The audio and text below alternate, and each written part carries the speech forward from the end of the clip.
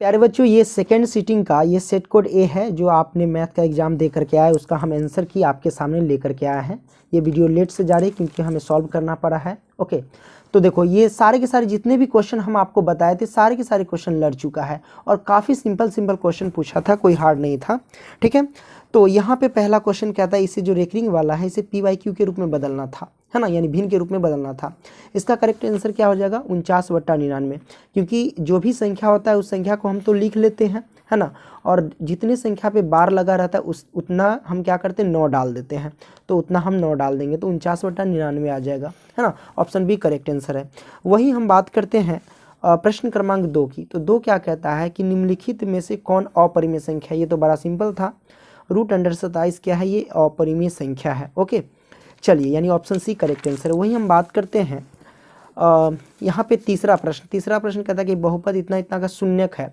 शून्यक ज्ञात करने के लिए कह रहा है, तो क्या कीजिएगा आप कि बराबर में 0 रख करके x का मान आप निकाल लीजिएगा तो वो शून्यक आ जाएगा। ठीक है, जैसे कि अगर बराबर में 0 रखेंगे तो हम डायरेक्ट x बराबर निकालेंगे तो क्या आ जाएगा, ये 25, तो ये माइनस का 25 तो इधर आएगा प्लस का 25, और 10 तो गुना में रहेगा तो ये बट्टा में आ जाएगा, है ना। तो काटोगे तो 50/25 और 2 पंचे 10, ये कट गया तो 5/2 आंसर आ जाएगा, यानी ऑप्शन ए करेक्ट आंसर है।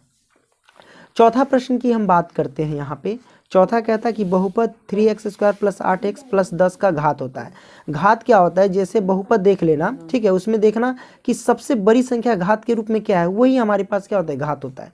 तो 3x² में यहाँ पे देख सकते हैं 3x² + 8x + 10 में इसमें घात क्या है, 2 है, तो 2 इसका करेक्ट आंसर हो जाएगा, यानी ऑप्शन बी करेक्ट आंसर हो जाएगा। वही हम बात करते हैं प्रश्न क्रमांक 5 की। तो 5 कहता है कि निम्नलिखित में से कौन द्विघात समीकरण है। ये द्विघात समीकरण बहुत सारे बच्चे इस पे टिक मार दिए होंगे ऑप्शन ए पे, लेकिन यहाँ ध्यान से देखिएगा कि x के अंदर में रूट अंडर है और रूट को हटाएंगे तो 1/2 आ जाएगा, तो ये तो द्विघात समीकरण का रूप नहीं हुआ, है ना। हमारे पास ऑप्शन सी होगा, सी को जब सॉल्व करेंगे x+1 का होल स्क्वायर ना, इसको तोड़ो, a + b का होल स्क्वायर पे तोड़ो, ठीक है, तो आपको द्विघात एक समीकरण आपको मिल जाएगा। ठीक है, ऑप्शन सी करेक्ट आंसर हो जाएगा। यहाँ पे छठा प्रश्न कहता है कि यदि p तथा q अभाज्य संख्या है तो p के घात 3 और q और p के घात 2 और q का मौसा होगा। तो मौसा जब आप निकालिएगा तो p² q आएगा। ठीक है, यानी ऑप्शन बी करेक्ट आंसर हो जाएगा।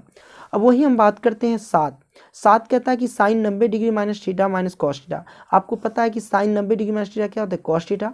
अब इस cos θ में से इस cos θ को घटाएंगे तो 0 आएगा, ऑप्शन सी करेक्ट आंसर। चलिए अब बात करते हैं, अगला क्वेश्चन लेते हैं। तो यहाँ पे हमारे पास अगला क्वेश्चन कहता है कि 2 अपरिमेय संख्याओं इतना इतना का गुणनफल है।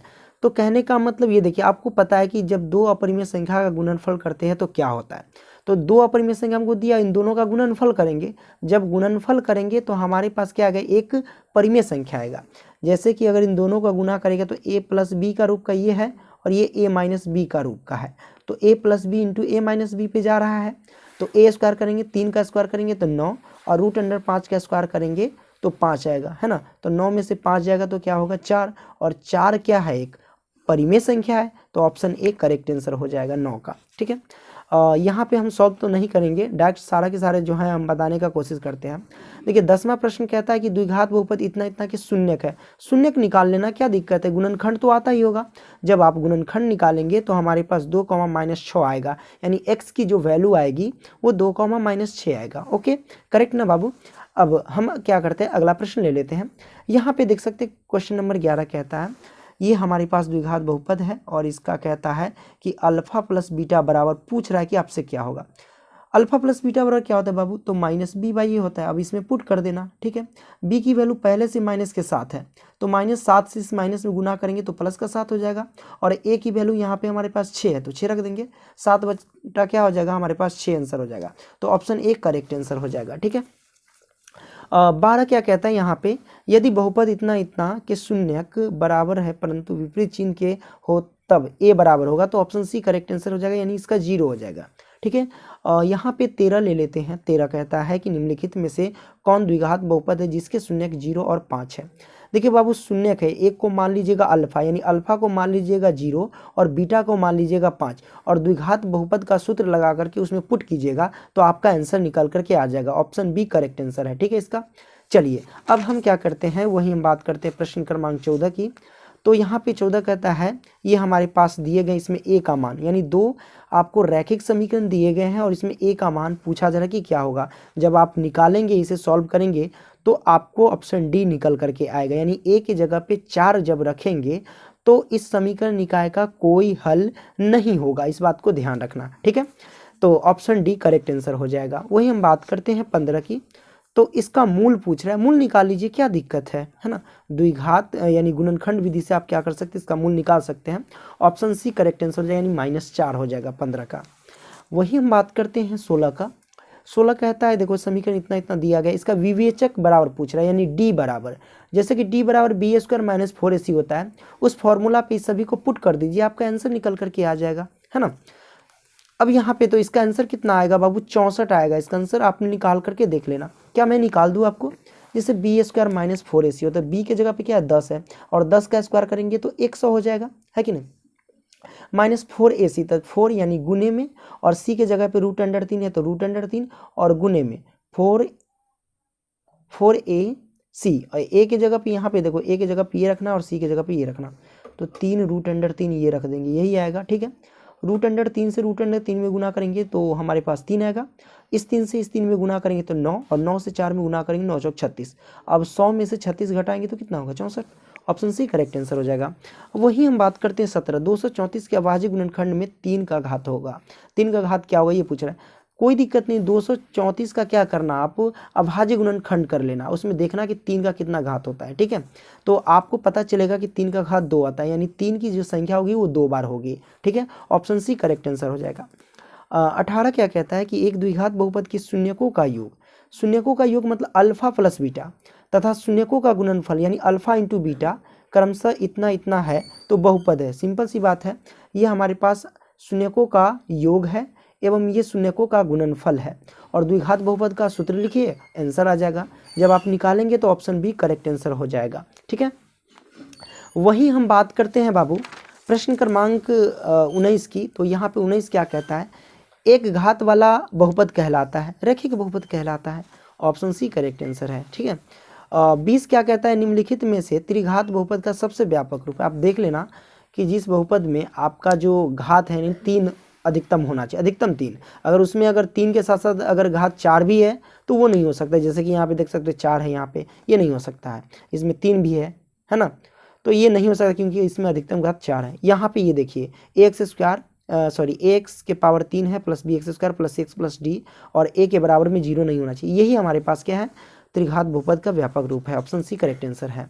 वही हम बात करते हैं 21। देखो बाबू इस क्वेश्चन को 2 के घात m गुने 5 के घात n के रूप का लिखना है, और 0.27 है। सिंपल सी बात है, आप क्या करेंगे, दशमलव हटाएंगे इसमें से तो 67/100 आएगा।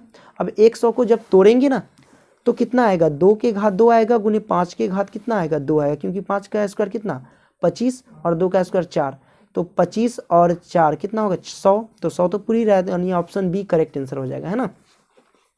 वही हम बात करते हैं 22 की। साइन स्क्वायर थीटा बराबर पूछ रहा है, यानी मतलब जिंदा एक प्रकार का सूत्र पूछा जा रहा है, इसका ऑप्शन ए करेक्ट आंसर हो जाएगा, है ना। 23 क्या कहता है, इतना इतना एक समीकरण है और इसका हल आपसे पूछा जा रहा है, तो x का मान 5 आएगा, y का मान 9 आएगा, जब इसको आप सॉल्व करेंगे तो ऑप्शन सी करेक्ट आंसर हो जाएगा।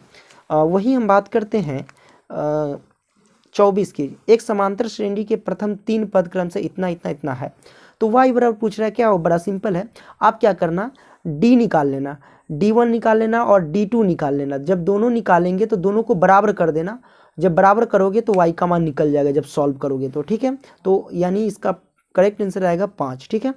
चलिए 24 का सी हो जाएगा। वही हम बात करते हैं 25 कहता है कि AP है, इतना इतना का सारवंतर पूछ रहा है, आगे वाले पद में से क्या करो, पीछे वाले पद को घटा दो, 9 में से 6 को घटाएंगे 3 आएगा, ऑप्शन ए करेक्ट आंसर हो जाएगा, ठीक है। यहाँ पे देखो 26 साइन 10 डिग्री का मान पूछ रहा है, आपको लग रहा है कि हार्ड है, नहीं ये बहुत सिंपल है। साइन 10 डिग्री, आपको पता है कि साइन 90 साइन क्या करो, 90 डिग्री में से अगर 10 डिग्री घटाते हैं तो ऐसे अगर करेंगे तो ये गलती हो जाएगा। हम क्या करते हैं बाबू, साइन है तो साइन रहने देते हैं। अब आपको देखना है कि 90 डिग्री में से कितना डिग्री घटाएंगे तो 10 डिग्री होगा, तो 90 डिग्री में से 80 डिग्री घटा देंगे तो 10 डिग्री होगा, तो थीटा के स्थान पे 80 डिग्री हो गया, तो साइन 90 डिग्री माइनस थीटा हो गया, तो साइन 90 डिग्री माइनस थीटा कितना होता है, कॉस थीटा, और थीटा के स्थान पे कितना है 80 डिग्री है, तो cos 80 डिग्री इसका आंसर हो जाएगा, यानी ऑप्शन बी करेक्ट आंसर हो जाएगा। ठीक है, वही हम बात करते हैं 27 इतना इतना का 40वां पद पूछ रहा है। बड़ा सिंपल है, ए 40वां पद यानी 40वां पद को हम कैसे दर्शाएं, ए 40 से दर्शाएंगे। तो इसका सूत्र क्या होगा, ए प्लस में 39d होगा, है कि नहीं। तो ए की जगह पे आप क्या कर देना 8 रख देना, और डी की जगह पे क्या रख देना, तो 5 में से क्या करो 8 को घटा दो, तो ये डी आ जाएगा। ठीक है, यानी -3 रख देना, जो भी जब सॉल्व करोगे तो माइनस का 109 आएगा। ठीक है, तो ये तो बड़ा सिंपल है, हलवा क्वेश्चन था। 28 क्या कहता है, इतना इतना का कौन सा पद 51 है, कौन सा पद 51 है ऐसा आपसे पूछा जा रहा है। इसका जब आप सॉल्व करेंगे ना तो 11वां पद 51 आएगा। इस बच्चे ने 9वां पद कर दिया है, ये गलत है। ठीक है, तो 11वां पद इसका करेक्ट आंसर है। मतलब बहुत आसान क्वेश्चन इस बार पूछा था। निम्नलिखित में से किसका मान जो है 1/√2 के बराबर है। मतलब आपसे सूत्र पूछ रहा है कि 1/√2 किसका मान है ना। इस बच्चे ने 37 डिग्री का मान लगा दी, ये गलत है। ये हमारे पास होगा option C correct answer, cos 45 degree. ठीक है, वही हम बात करते हैं 30 की। बाबू यहाँ पे 30 क्या कहता है, यदि tan थीटा बराबर √3 है तो थीटा का मान क्या होगा। तो आपको पता है यहाँ पे जानकारी क्या लेना होगा कि tan कितना डिग्री का मान √3 होता है ना। तो वो होता है tan 60 डिग्री का मान √3, तो tan से tan कैंसिल, तो थीटा का मान आ जाएगा हमारे पास 60 डिग्री। लेकिन हम tan से tan काट नहीं सकते हैं। ठीक है, ये नियम के विरुद्ध होता है काटना, सिर्फ हम उसको दर्शा सकते हैं। तो थीटा का मान 60 डिग्री होगा, तो 30 का ऑप्शन डी करेक्ट आंसर हो जाएगा। बहुत सिंपल है बाबू। 31 क्या कहता है, sin square 37 degree plus sin square 53 degree. तो सिंपल है, sin स्क्वायर 37 डिग्री और cos स्क्वायर में ले जाएंगे तो ये cos स्क्वायर 53 डिग्री होगा। तो cos square theta plus sin square theta किसके बराबर, 1 के बराबर होता है। ऑप्शन बी करेक्ट आंसर हो जाएगा। सिंपल है ये भी। 32 ये माइनस कर दिया, कोई दिक्कत नहीं है। sin स्क्वायर 48 डिग्री को और cos में कन्वर्ट करेंगे तो ये हमारे पास आ जाएगा cos स्क्वायर 42 डिग्री आएगा, इसको कन्वर्ट करेंगे तो। ठीक है, cos के फॉर्म में। तो cos स्क्वायर थीटा और माइनस cos स्क्वायर थीटा क्या होगा, 0 होगा, घटाएंगे तो, है ना। तो ऑप्शन ए करेक्ट आंसर हो जाएगा। 33 क्या कहता है, 33 कहता है यदि इतना इतना तो sec थीटा का मान होगा, यानी ऑप्शन डी करेक्ट आंसर हो जाएगा बाबू। 34 क्या कहता है, इसका आंसर आपको बताना है, तो बड़ा सिंपल है, ऑप्शन बी करेक्ट आंसर हो जाएगा, 17/4, है ना। अब हम बात करते हैं 35 का। 35 का क्या होगा, ऑप्शन बी करेक्ट आंसर हो जाएगा। ओके, 36 का बात, ये सब त्रिकोणमिति का है, बहुत सिंपल क्वेश्चन आपसे पूछा गया है। Option A correct answer. सबके मान अगर पुट करते हैं, मान तो पुट नहीं करना होगा, इसको तोड़ना पड़ेगा अलग अलग से। ठीक है, कॉस को बदल लेना साइन में, और यहाँ पे साइन को बदल लेना कॉस में, आ जाएगा आपका आंसर। ठीक है, ये आ जाएगा साइन स्क्वायर थीटा, इधर आ जाएगा कॉस स्क्वायर थीटा, तो हमारे पास आ जाएगा 1। ओके, इसको सॉल्व करेंगे तो 0 होगा 37 का, ऑप्शन ए करेक्ट आंसर है। 38 का क्या हो जाएगा करेक्ट आंसर बाबू, अरे यार, तो यहाँ ऑप्शन डी करेक्ट आंसर हो जाएगा। ठीक है, अब बात करते हैं यहाँ पे 39। देखो प्रायिकता हाँ का मान है 0.05 और पूछ रहा है प्रायिकता ना बराबर क्या होगा। तो आपको पता है कि प्रायिकता हाँ प्लस प्रायिकता ना बराबर 1 होता है। इसका मतलब ये हुआ कि 1 में से आपको 0.05 घटाना है, घटा दीजिएगा तो आएगा 0.95, ऑप्शन बी करेक्ट आंसर हो जाएगा।